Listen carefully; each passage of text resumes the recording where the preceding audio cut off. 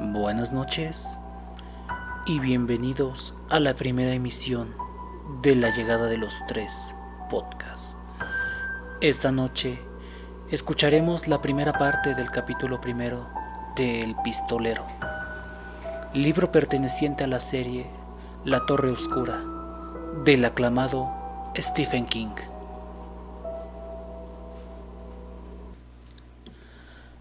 Capítulo 1. El pistolero. El hombre de negro huía a través del desierto, y el pistolero iba en pos de él. El desierto era inmenso, la apoteosis, y se extendía bajo el firmamento en todas direcciones, como una eternidad. Blanco, cegador, reseco, desprovisto de cualquier rasgo distintivo salvo por la tenue silueta brumosa de las montañas recortadas en el horizonte y por la hierba del diablo, que producía dulces sueños, pesadillas y muerte.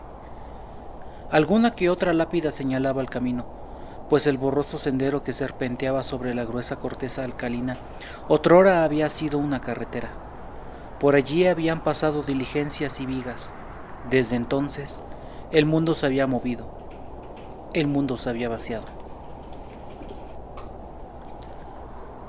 Al pistolero lo había asaltado un vértigo momentáneo, una sensación de vaído que hizo que el mundo entero fuera algo efímero, un objeto que casi se podía atravesar con la mirada.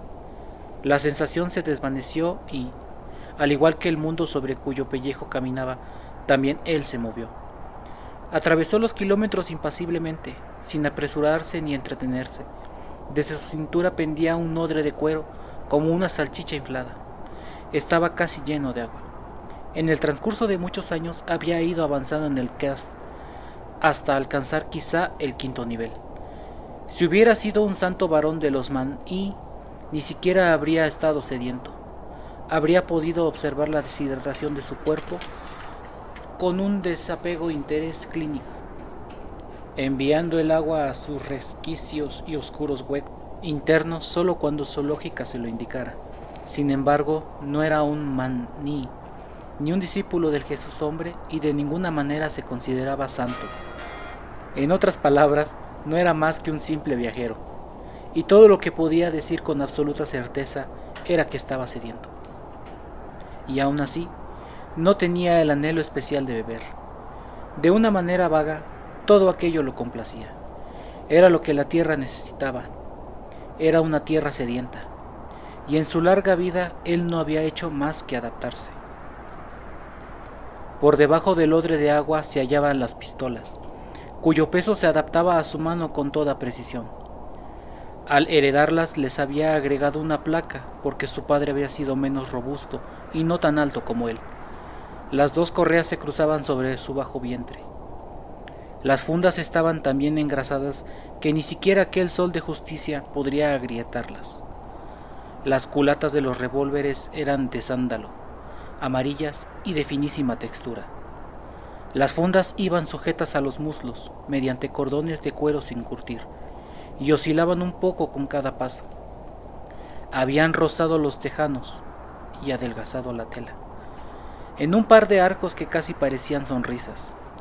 Las vainas de latón de los cartuchos embutidos en las canas centelleaban y emitían destellos como un heliógrafo bajo el sol.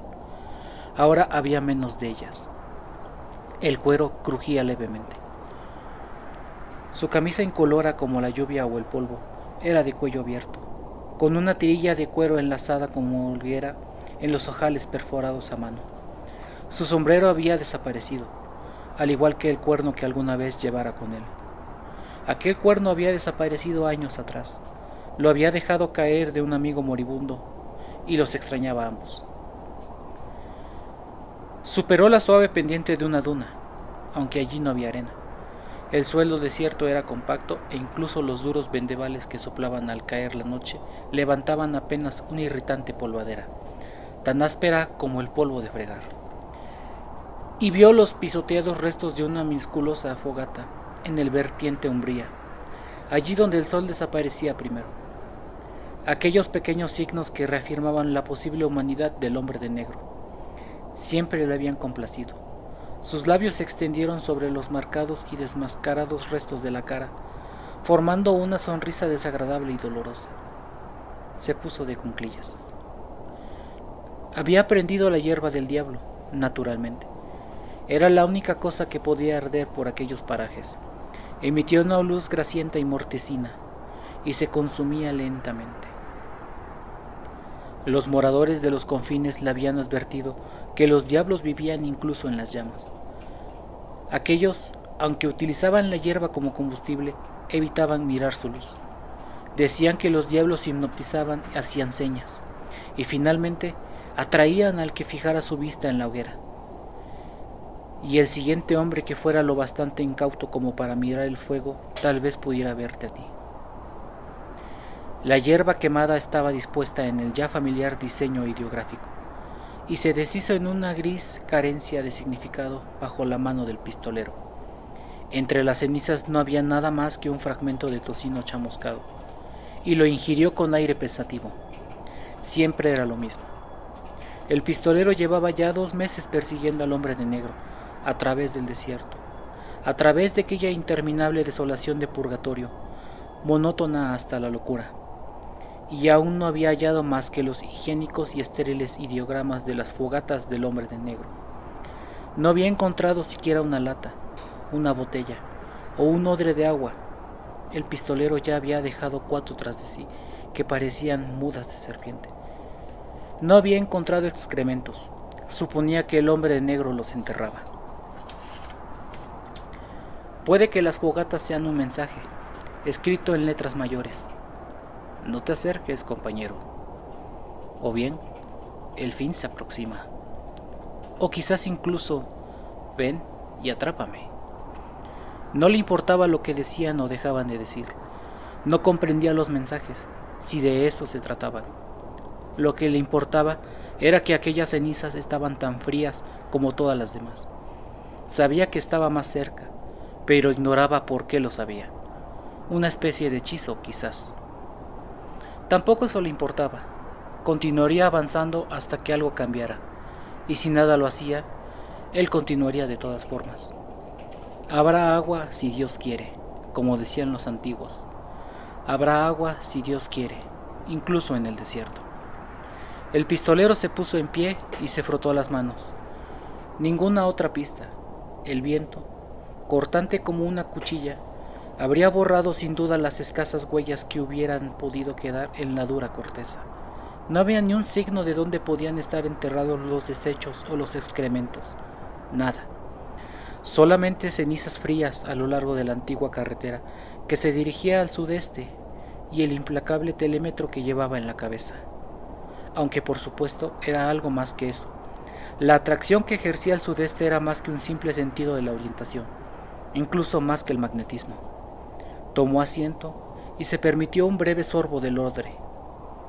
Pensó en el rápido vértigo que había experimentado por la mañana, esa sensación de haber sido arrancado del mundo, y se preguntó qué significaría. ¿Por qué ese mareo le había hecho pensar en el Cuerno y en el último de sus viejos amigos, ambos perdidos hacía ya tanto tiempo en el colina del Jericó? Todavía conservaba las pistolas de su padre, y seguramente eran más importantes que los cuernos, incluso que los amigos. ¿Lo eran? La pregunta era extrañamente preocupante, pero como no parecía haber más respuesta que la obvia, la hizo a un lado, tal vez para reconsiderarla más tarde. Escrutó el desierto y alzó la vista hacia el sol, que se deslizaba ya por el cuadrante más remoto del cielo, el cual, alarmantemente, no era el verdadero oeste. Se incorporó, sacó los guantes que llevaba sujetos bajo el cinturón y comenzó a arrancar manojos de hierba del diablo para su propia hoguera, y a depositarlos sobre las cenizas que había dejado el hombre de negro. Esta ironía, como el romanticismo que hallaba en la sed, le resultó amargamente atractiva. No utilizó el eslabón y el pedernal hasta que lo único que quedaba del día fue el fugitivo calor del suelo bajo sus pies y una sardónica línea naranja sobre el monócromo horizonte. Se sentó con la artilla desplegada sobre los muslos, observando pacientemente hacia el sudeste, en dirección a las montañas, no porque albergara la esperanza de divisar la línea de humo, fina y vertical, de una nueva fogata, sino sencillamente porque observar formaba parte de la persecución, algo que poseía cierta amarga satisfacción. No encontrarás algo si no lo buscas, gusano, habría dicho Kord. Mantén esos ojos que los dioses te han dado, ¿quieres? Pero no vio nada. Estaba cerca, aunque solo relativamente, no tanto como para distinguir el humo en el crepúsculo o el parpadeo naranja de la fogata. Frotó el eslabón en el pedernal e hizo saltar chispas sobre la hierba seca y desmenuzada, mientras murmuraba las viejas y poderosas palabras sin sentido. La oscuridad enciende. ¿Quién es mi padre? ¿Me tenderé? ¿Me quedaré? Bendice el campamento. Haz que el fuego brille. Era extraña la manera en que ciertas palabras y costumbres de la infancia caían al borde del camino y se dejaban atrás, en tanto que otras se mantenían firmes y te acompañaban durante toda la vida, tornándose más pesadas a medida que pasaba el tiempo. Se tendió contra el viento, dejando que el ensoñador humo soplara hacia el erial. El viento, salvo por algún movedizo diablo de polvo, permanecía constante. En lo alto, las estrellas, también constantes, no parpadeaban. Soles y mundos a millones, vertiginosas constelaciones, fuego helado en todos los tonos primarios. Mientras miraba, el cielo cambiaba de violeta a ébano. Un meteorito trazó un arco fugaz y espectacular por debajo de la vieja madre y se desvaneció. El fuego dibujaba extrañas sombras a medida que la hierba del diablo iba ardiendo lentamente y se asentaba en nuevos diseños, no ideogramas, sino entramados aleatorios vagamente amenazadores por su propio aplomo pragmático. El pistolero había dispuesto el combustible no de forma intencionada, sino funcional. Le hablaba de blancos y negros. Le hablaba de un hombre que podía componer malas imágenes en extraños cuartos de hotel. La fogata ardía con llamas lentas y constantes, y en su núcleo incandescente danzaban espectros. El pistolero no lo veía. Los dos diseños, arte y habilidad, se fundieron mientras dormía. Gimió la ventisca, una bruja con cáncer en la barriga. De vez en cuando, una perversa corriente descendiente hacía que el humo se arremolinara y flotara hacia él, y esporádicas varadas llegaban a tocarlo. Estas le producían sueños, del mismo modo que en un pequeño cuerpo extraño es capaz de producir una perla en una ostra. De vez en cuando el pistolero gemía con el viento. Las estrellas permanecían tan diferentes a esto como lo eran a las guerras, crucifixiones y resurrecciones. También eso lo habría complacido.